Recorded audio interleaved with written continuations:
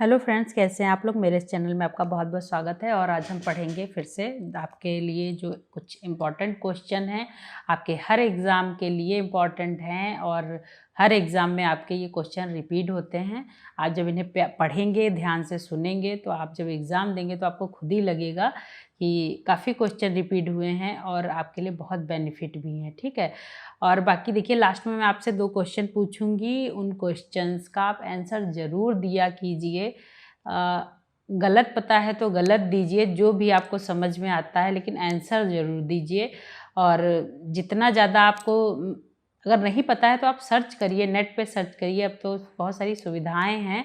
और बुक में देखिए, तो देखिए जो आप सर्च करेंगे तो और भी बहुत सारी चीज़ें आपको पता चलेंगी। ठीक है। तो आप अगर जो क्वेश्चन मैं पूछती हूँ, अगर उन आंसर का आपको और ज़्यादा उसके बारे में पता है डिटेलिंग में, तो आप कमेंट बॉक्स में लिखा करिए। ठीक है। इससे आपको काफ़ी आपकी चीज़ें मजबूत हो जाएंगी। तो चलिए स्टार्ट करते हैं। पहला क्वेश्चन है, एन डी बरहोल किस कला आंदोलन से संबंधित थे। तो एन डी बरहोल जो है वो पॉप कला से संबंधित थे। दादावाद वगैरह के बाद में ये कला आई थी, जैसे आप कला है, पॉप कला है। ठीक है। और यह जो पॉप कला है, यह इसका जो उदय हुआ था वो 1960 में इंग्लैंड में हुआ था, लेकिन यह अपने मतलब बहुत ज़्यादा विकसित जहाँ पे हुई थी तो अमेरिका में हुई थी। और यहाँ पर इंस्टॉलेशन जैसे काम होने लगे थे, जो आजकल इंस्टॉलेशन का काम होता है, जैसे डब्बों वगैरह, जो जो यहाँ पे क्या करते हैं, जो खाने पीने की चीज़ें होती थी, डिब्बे, जूस के डिब्बे, कोल्ड ड्रिंक के डिब्बे, इस तरीके से इंस्टॉलेशन बनाते थे साइकिल वगैरह से। ठीक है। तो यहाँ पर ये पॉप कला में ऐसा काम शुरू हुआ था। पेंटिंग वगैरह पहले बनती थी, यहाँ पर इन लोगों ने नए तरीके से काम करना शुरू किया था। उसके बाद नेक्स्ट है, रेम्ब्रा की चित्रकला किस प्रयोग हेतु प्रसिद्ध है। तो रेम्ब्रा की जो कला है वो प्रकाश और छाया के लिए प्रसिद्ध है। ठीक है। इसमें लाइट एंड डार्क का इन्होंने बहुत अच्छा दिखाया है अपने पेंटिंग्स में। तो हाईलैंड के सबसे प्रसिद्ध चित्रकार रेम्ब्रा थे और इनका जन्म 1606 ईस्वी में हुआ था। ठीक है। और ये एक चक्की पीसने वाले के परिवार में पैदा हुए थे और इन्होंने धार्मिक विषयों पर चित्र बनाए थे। और जहाँ धार्मिक विषयों पर इन्होंने छाया व प्रकाश का प्रयोग करके एक बहुत ज़्यादा प्रसिद्ध रचना की थी, छाया प्रकाश को दिखाया था, जो कि बहुत ज़्यादा प्रसिद्ध है। उसके बाद नेक्स्ट है, फ्रांसिस्को गोया किस आंदोलन का चित्रकार था। तो फ्रांसिस्को गोया जो है रोमांटिक आंदोलन से संबंधित है, रोमांसवादी कलाकार थे और ये स्पेन के रहने वाले थे। ठीक है। रोमांसवादी यानी स्वच्छंदतावाद। और गोया जो है वो महिलाओं के चित्रों पर अधिक रुचि लेते थे, महिलाओं के चित्र अधिक बनाया करते थे, जिसमें इनके एक चित्र है आलमा की बेगम। ठीक है। आलमा की बेगम के इन्होंने 2 व्यक्ति चित्र बनाए थे और जो कि बहुत ज़्यादा प्रसिद्ध हुआ था। और इनका एक और चित्र है जो 2 मई 3 मई, ये इनका बहुत ज़्यादा प्रसिद्ध चित्र है। ठीक है। तो याद रखिएगा, गोया जो है रोमांसवादी कलाकार थे।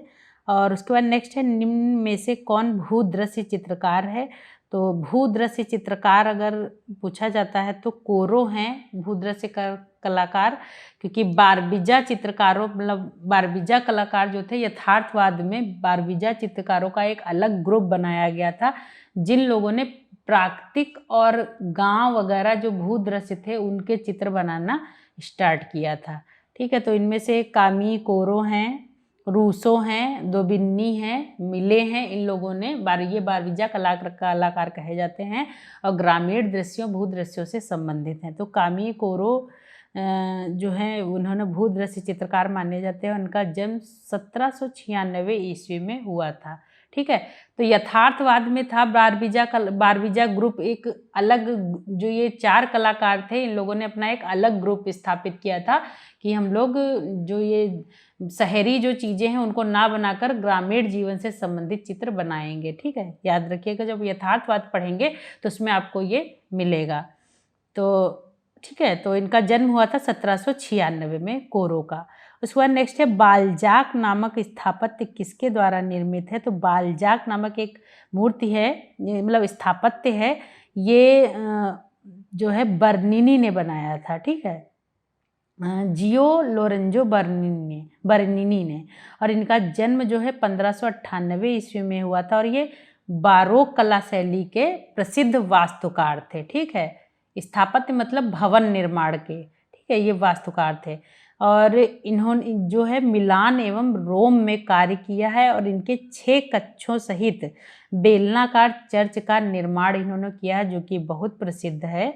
और बालजाक नामक स्थापत्य इन्होंने बनाया था बर्नीनी ने। उसके बाद नेक्स्ट है नीली एवं गुलाबी अवधि किसकी कही जाती है? तो नीली एवं गुलाबी अवधि जो है पाब्लो पिकासो की कही जाती है। और पिकासो आप जानते हैं घनवाद में थे, ठीक है, घनवाद के कलाकार थे। घनवाद का समय है 1907 में घनवाद कला जो है वो पनपी थी। और पिकासो ने अपना जो समय है वो 2 पीरियड में बांटा था अपनी कला का समय, जिसमें इन्होंने एक ब्लू पीरियड था तथा दूसरा जो था वो पिंक पीरियड था। ब्लू पीरियड नीला, पिंक पीरियड गुलाबी।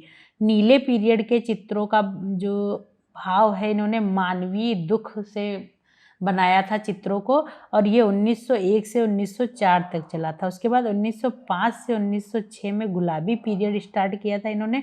इसमें थोड़ी सी चीज़ें बदली थी और भाव, निराशा और आत्मसमर्पण के चित्र इसमें बनाए थे, ठीक है। और ये चित्रकार के साथ साथ मूर्तिकार भी थे। इनकी कुछ प्रसिद्ध मूर्तियां हैं जिसमें घोड़ा, बिल्ली, बकरी आदमी आदि मुर्गा, इनकी कुछ प्रसिद्ध कृतियां हैं।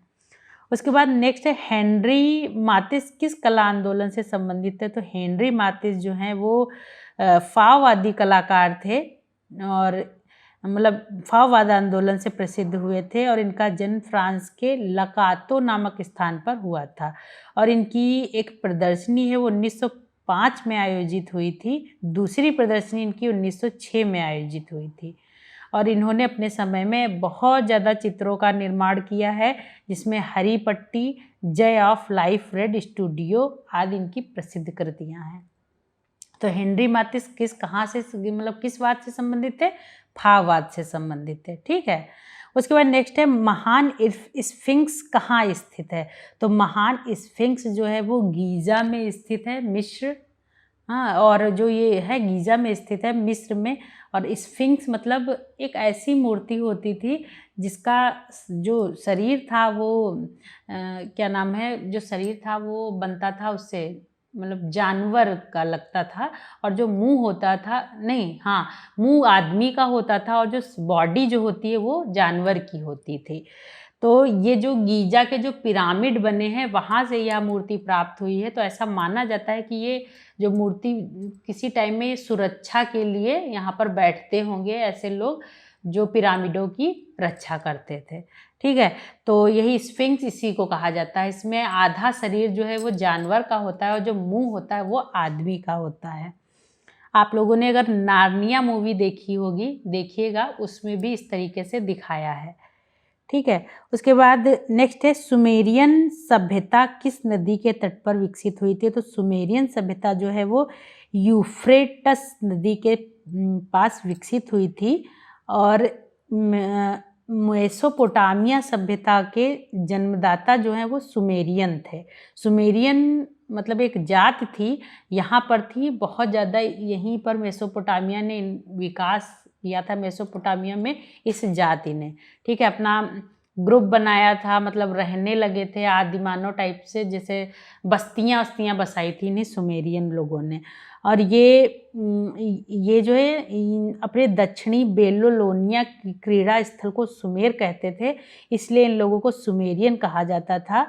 और सुमेरियन सभ्यता जो है यूफ्रेटिस नदी के तट पर विकसित हुई थी, ठीक है। सुमेरियन लोग थे, एक जाति टाइप की थी, ठीक है।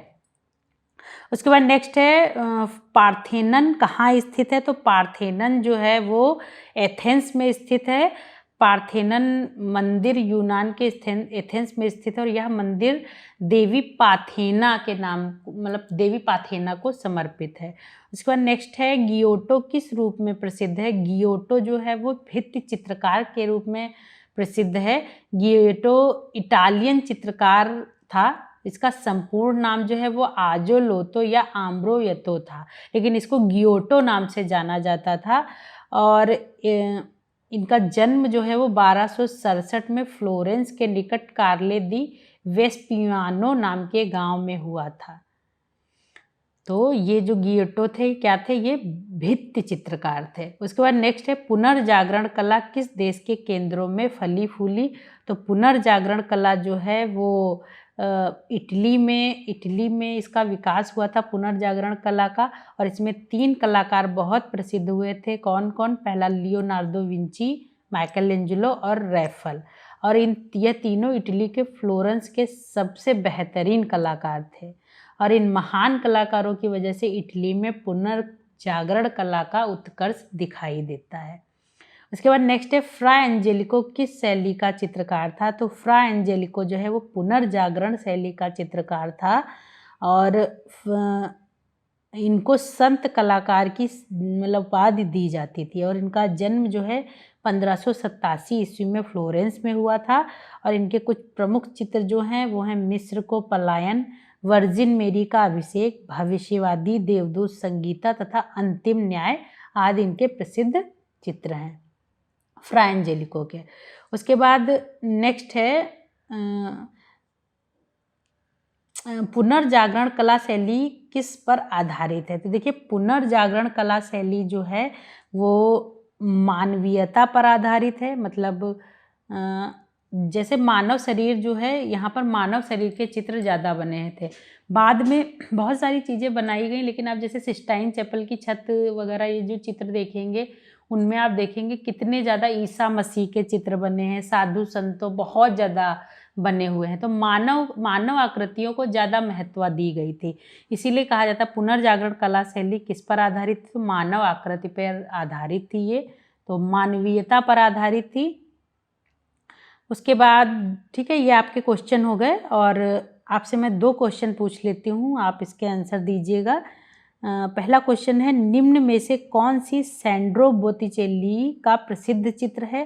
पहला ऑप्शन है वेडिंग पोर्ट्रेट, दूसरा है वीनस का जन्म, तीसरा है द टेम्पेस्ट था, चौथा है द लास्ट सपर। तो बोटिचेली जो थे वो प्रसिद्ध कलाकार थे। ठीक है, तो इनका आप एक ऑप्शन बताइएगा इसमें से जो सही हो और कौन सा चित्र इन्होंने बनाया था। अगर आप बोटिचेली के बारे में ज़्यादा जानते हैं, इनका जन्म किस वाद से थे, किस काल से थे, वाद से नहीं, तो ये सब आप सारी चीज़ें इसमें लिखिएगा। उसके बाद दूसरा क्वेश्चन है मिस्र की कला शैली किस अवधारणा से संबंधित है। पहला ऑप्शन है आत्माओं से, दूसरा है प्राणियों से, तीसरा है पशु एवं पौधों से और चौथा है जल से। ठीक है, तो इसके बारे में भी आप लिखिएगा मिस्र की कला शैली किस अवधारणा से संबंधित है। जो भी इसमें ऑप्शन हो, अगर आपको थोड़ा सा ज़्यादा भी पता है तो भी आप कमेंट बॉक्स में लिखिएगा, लेकिन लिखिएगा ज़रूर, बहुत ज़रूरी है। इससे आपकी बहुत सी चीज़ें आपको पता चलेंगी जब आप इसको सर्च करेंगे। ठीक है, याद होंगी आपको। तो बाकी आप अपनी तैयारी करते रहिए, मिलते हैं अगले वीडियो में। अभी तक के लिए इतना ही।